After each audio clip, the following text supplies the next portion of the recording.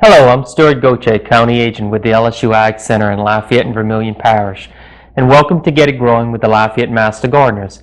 Today we have a real exciting show for you. We're going to be talking about herbs, and we brought two herb experts in to help us with that. We have Ms. June Walker, who runs Sunset Herb Farm, and we have Bill Wentworth, who's in charge of our Master Gardener herb garden at the Ira Nelson Horticulture Center. Thought we'd start out with getting June to maybe just define herbs for us and tell us what is an herb. Well, an herb is any plant that has a useful purpose, that's used for cosmetics, for medicine, for cooking, or just for fragrance and, potpourri or something like that. And that covers a really wide range of plants. That covers trees, shrubs, perennials, and annuals. So in caring for herbs, you've got to take into consideration all of those different things. A sassafras tree is an herb. Well, the care of a sassafras tree is going to be very different than dill, which is an annual. What are some herbs that we do real well with in the Master Gardener herb garden that people could come out and see at the Ira Nelson Horticulture Well, of course, Center? everybody's interested in basil. It's easy to grow, and it looks good, and you can use it in a lot of different foods. And you can grow it from seed. You can plant it in the spring, or you can buy a 4x4 pot at the nursery. I'm sure either will work for you. It just takes a while for the seed to sprout and grow.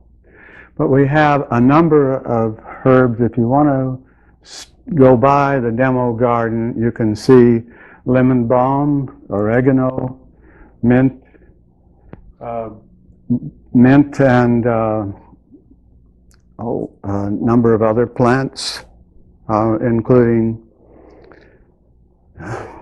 Well, I know that, in watching people visit the Ira Nelson Horticulture Center and the demo beds that the Master Gardeners have, it always surprises me and amazes me how many kids go by with their parents and look at our herb garden. Our plants are labeled there, so if people are interested in knowing what those different types of herbs are, there's a label next to them, and we have a lot of people who will take their kids out there and let them smell the different herbs. Interrupt you, Stuart. One of the things that will help people in going out to see the garden is when you go to a nursery and buy the plant, it's a little tiny plant. And if you actually see it growing, you can get a better idea of where to place it in your garden. And some herbs can be kind of aggressive, and I know that's one of the things we found out with our Master Gardener herb garden. And we're going to be talking about how to grow these different herbs, but some of them, if you kind of see them in a demo garden, you'll see which ones you might have to take some special precautions so that they don't take over your whole garden. The two that are worst are periwinkle and mint. With mint, you can dig it up every year and then just plant a small portion. Or Stuart has said you can plant the pot, and that'll keep the roots from running. So, but some plants are fairly tall, and you wouldn't want to plant those in the front of your garden. So I'm sure June will bring that up. Mints do real well in a hanging basket, too. All right. They're very pretty. They will drape, and or you can just plant them in a pot on your patio so that they can't escape and get away into the rest of your garden. Most of your herbs, they require what they call full sun. Now, here in Louisiana, full sun can be 6 hours of sun a day. The books are mostly written in the north where they don't have as long a days as we do, but they can take the heat and humidity of our summers. Mm-hmm. Well, there's some that will grow in the shade, and I'm sure you know what those are. But there's mint, oregano, and French tarragon, and how many others will grow in semi-shade. Well, 6 hours, that's all you need, which is from, 8 o'clock in the morning till early afternoon. They may even need some shade in the afternoon. Right? Yeah, it's best if they get some shade in the afternoon. If you're doing an herb garden, you need to prepare the soil very much like you do for a vegetable garden or any other flowers. You want to add a lot of compost, have a loose, well-drained soil, preferably a raised bed, and then mulch the bed after you get through planting. Mulch is extremely important, and there's a lot of different types of mulch. I personally like pine needles. I don't know what your experience is, but That's fine. things like bark mulch tend to get washed out when we have a lot of rain. The grass clippings can get matted down, and they can also burn the plants. And the advantages of mulches, they keep the soil moist in the summertime, so you don't have to water quite as much. They keep it cool in the summertime because the soil isn't being baked by the sun. In the winter, they keep it a more constant temperature. So when we have these heavy cold snaps that only last a few days, the plants aren't really affected by it because they're mulched with the pine needles. And then the thing I like the best is they keep the plants clean. So you don't have to do a lot of washing, and you don't have sand and dirt and stuff on your plants that you're going to put into food. I heard that the herbs really grow pretty rampant so that they're disease resistant and you don't have much of a problem with weeds. That's probably a bit optimistic. Yeah, you're going to have weeds. Now the insects, you really don't have as many insect problems with herbs as you do with other plants, particularly if they're healthy. Now one of the kind of pluses is that there's several herbs that are host plants for the swallowtail butterfly. Okay. Dill, fennel, parsley. So if you have those caterpillars on those plates, you might want to plant a little bit extra if you enjoy the butterflies, because they'll eat their share of parsley particularly. I have them on the fennel plant, but that's okay. The larvae don't eat that much. No, they don't eat that much. And like I said, if you plant an extra plant, you're good. One of the things I wanted to mention about parsley is a biannual, which means a biannual plant. The first year it grows vegetatively, and then the second year it produces flowers. Well, parsley isn't much good for cooking when it's flowering. The leaves get kind of bitter, and also that's when the butterfly, the larva, the caterpillars like it the best. If you plant parsley twice a year, you can have parsley all year long. All right. Plant it in September, October, then you'll have parsley through the winter, and then in the early spring, plant parsley again. When you plant it in the spring, if you can plant it where it'll get a little afternoon shade, you'll actually have parsley all summer. Very good. Very good. We get a lot of calls at our office, and people are interested in getting involved with herbs and getting started with an herb garden. And I know you talked a little bit about what type of soil requirements. If somebody's interested in getting started with herbs, what are some good herbs for them to maybe look at trying to grow? And I know you brought a bunch of them here today that you were going to kind of talk about some of the popular ones in our area. Well, I guess right now basil is the most popular herb because it's so good in summer cooking, like pasta salads and things like that. I brought this is bay laurel. It's what we commonly call bay leaf. And this is a shrub here in Louisiana. It's green all year. It's when you want to use it, you can just break off the leaf and throw it into your gumbo or etouffee or whatever you're cooking with bay. It's the bay you buy in the grocery store in the little can with the dried up leaf is not near as good as a fresh bay leaf picked right out of your garden. Chives are another good plant for our area. And a lot of these herbs do real well in containers. And one of the things that I like to tell people is your herb garden needs to be close to your kitchen, because if it's too far away, you're not going to go to the trouble to go pick the herbs. You're cooking, you need parsley, you need this, then if it's right outside your kitchen, it's going to do much better. And pots are an ideal thing for that because not everybody's got garden space outside their kitchen. What kind of pots work real well for herbs? And I know you have some different kinds of pots here, some different kinds Mostly a pot that's porous, like a clay pot, or like these are hypatufa pots. They're made of concrete and peat moss and vermiculite, and they're real lightweight even though they look heavy. Concrete makes good pots, the old-fashioned concrete containers. You said it had to be Portland cement, otherwise it doesn't work. Yeah, but, Portland cement. Yeah. But it's better. Herbs like a well-drained soil, so they need to dry out. And things like clay pots or the hypotufa pots or concrete pots dry out real well because they breathe. This is a clay pot that's been painted, but it still breathes fairly well. But your plastic pots and ceramic pots aren't going to dry out near as fast, which, you know, it's kind of nice to have them not dry out fast, but the plant is going to enjoy it better if it can dry out fast. This is a rosemary plant that I trained up into a little tree. And one of the things that I wanted to encourage people is don't be afraid of your plants. You want to be able to trim them up. So we need rosemary for cooking, so we can just go through and tip off the tops, and you're also training the topiary as you cut off the foliage to use in cooking. See, now we have a little more rounded ball, and everywhere I clipped, you're going to get 2 new shoots coming out. So your plant is going to get bigger, you're going to have more plant later, and then you can throw this into your cooking. But you can taste each herb by just grabbing a little bit and smashing it between your fingers and put it on your tongue, right? Or you can put it in oil or butter, right? And taste it. One of the best ways to start with herbs in cooking is to use it in butter. Okay. To make an herb butter, which is so incredibly simple. All you have to do is let the butter warm up at room temperature to where it's soft. Chop up your herb, mix it in with the butter, and try it on French bread or whatever.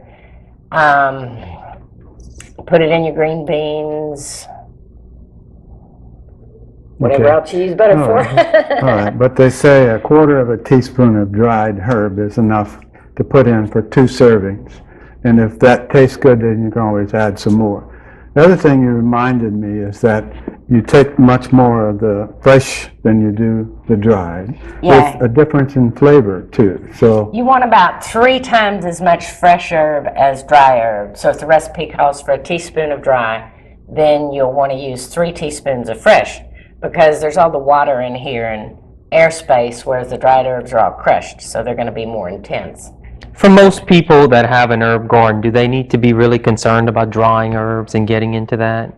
No. Now, because we do get that call from time to time, people, you know, are growing these herbs and they think they have to dry them in order to use them. That's one of the awesome things about living in South Louisiana is our temperatures never get so cold that it kills most of the plants that we want to grow in our herb gardens.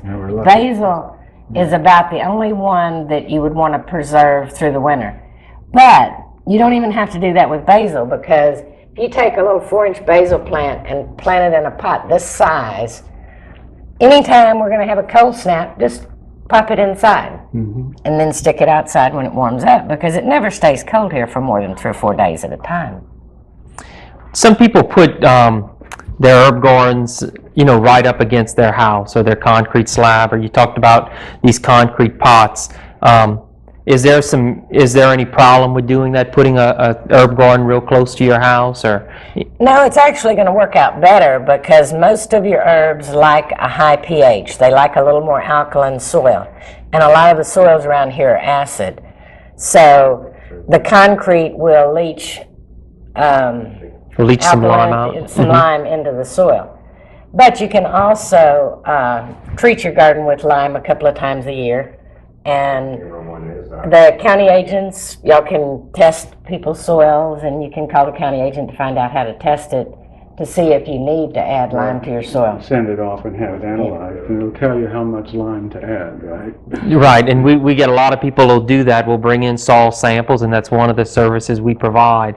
If you ever want to bring in a soil sample, it'll cost you $7, but we can tell you exactly how much lime you would have to add in order to bring it into the right pH range. And of course, growing in a lot of these containers, people are probably buying like a bark mix or a prepared mix that probably already has kind of been pH adjusted in most cases. While we're on that subject, fertilizer. Herbs aren't heavy feeders. If you go out and fertilize your herbs with Miracle-Gro every week, they're going to grow really fast.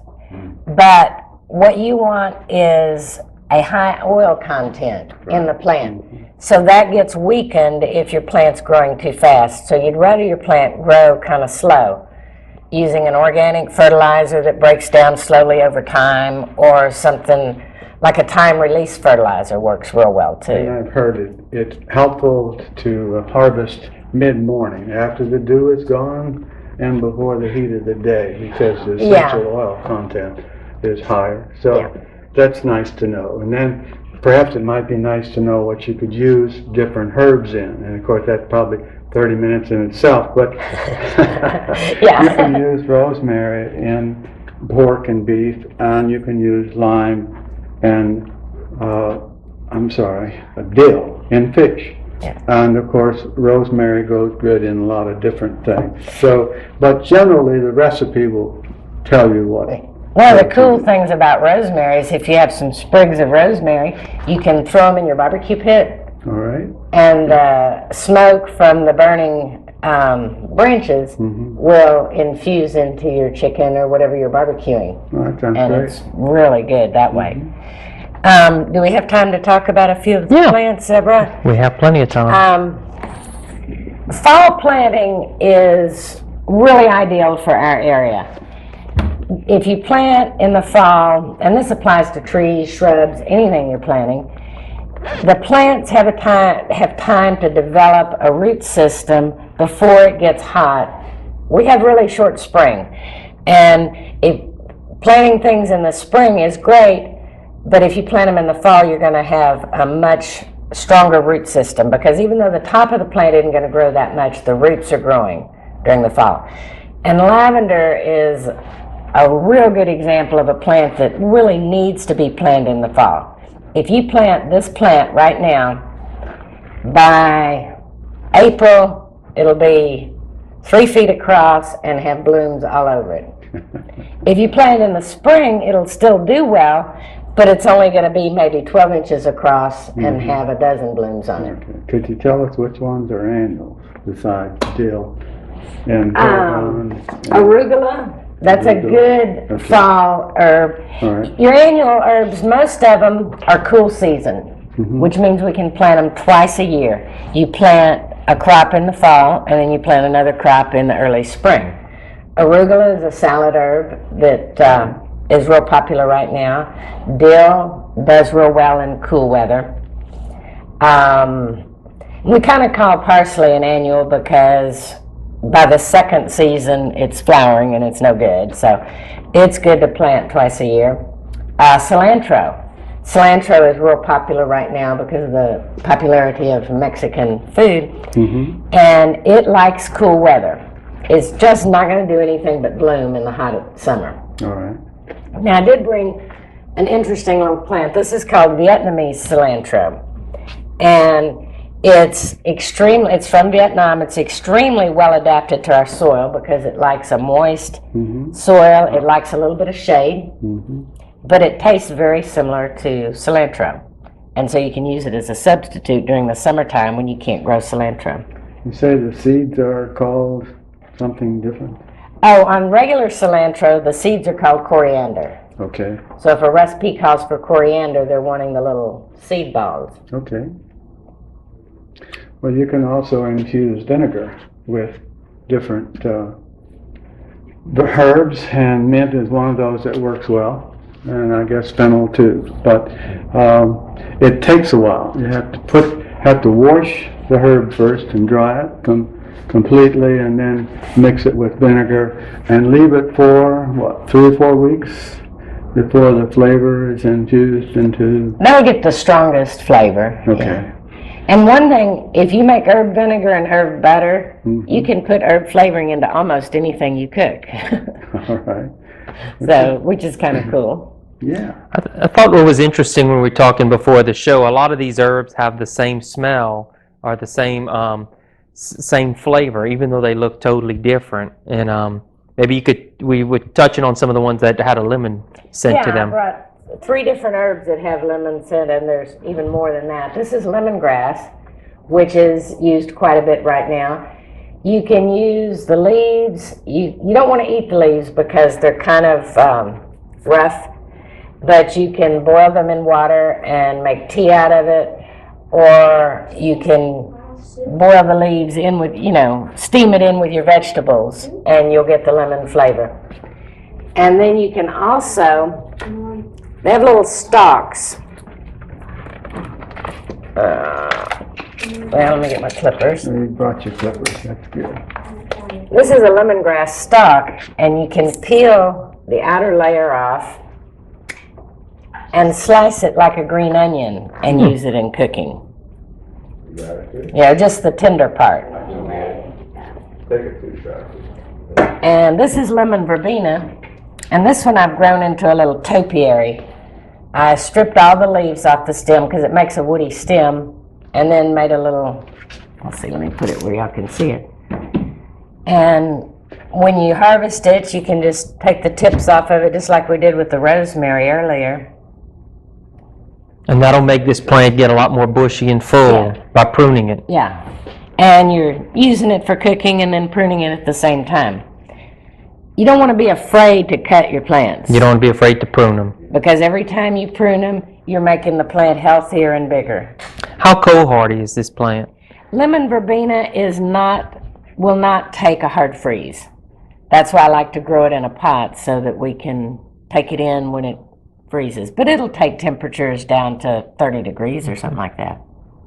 And which other lemon plant do we have? Oh, and I brought lemon thyme also.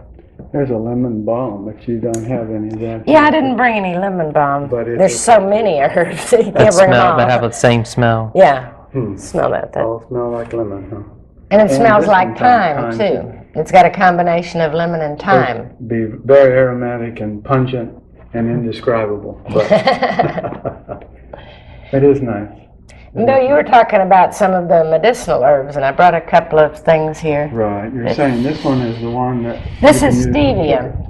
It's fairly new herb on the market. It is used as a sugar substitute. The leaves are 3 times as sweet, or maybe more than that. I can't remember, but it's much, much sweeter than sugar.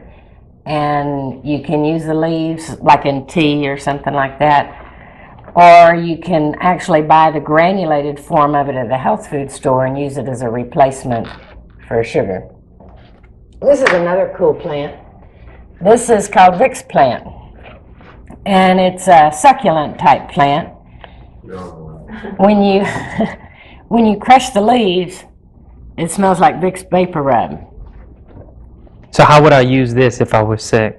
If you had a cold and you were all stopped up, you could take a branch of it and put it in a pot of hot water and kind of boil it and then inhale the fumes of it.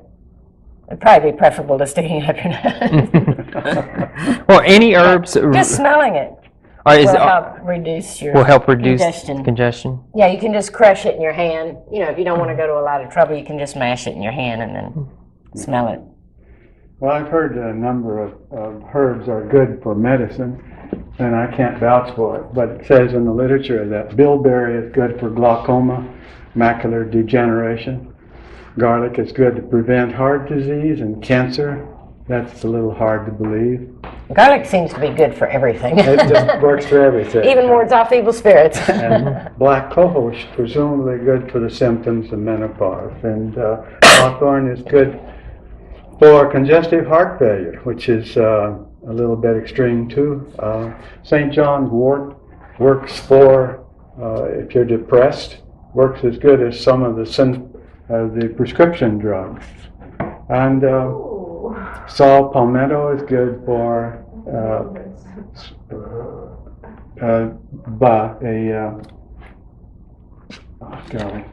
prostate. Yeah, you got it. Prostate, absolutely. And horse chestnut, it says, is good for varicose veins and hemorrhoids. Milk thistle to prevent liver disease, and turmeric, good for aches and pain. So I think probably the most popular one in the medical phase of it is St. John's wort. But you need to talk to your doctor. Well, St. John's wort works very well. But like some medications, if you're taking that and you're exposed to the sun, then that's not a good thing. Are there any herbs that are very, very difficult to succeed with here, that people complain that they buy and they just have trouble growing them? Probably the one that people want the most and we have the most trouble with is French tarragon. French tarragon? And one of the things you can learn about plants is that if you know where they originate, it's going to tell you a little bit about what you have to do for them. And French tarragon is native to Siberia, Russia. So that's pretty amazing difference between South Louisiana and Russia. But the key to tarragon is in the wintertime, it likes a lot of sun, but in our summertime, it needs some shade. So if you're growing it in a pot, Just move. you can move it around. And it also likes cold temperatures. I think that's about all the time we have for today's show, and we'd like to thank our guests, Bill Wentworth and June Walker with Sunset Herb Farms, for giving us all this great information.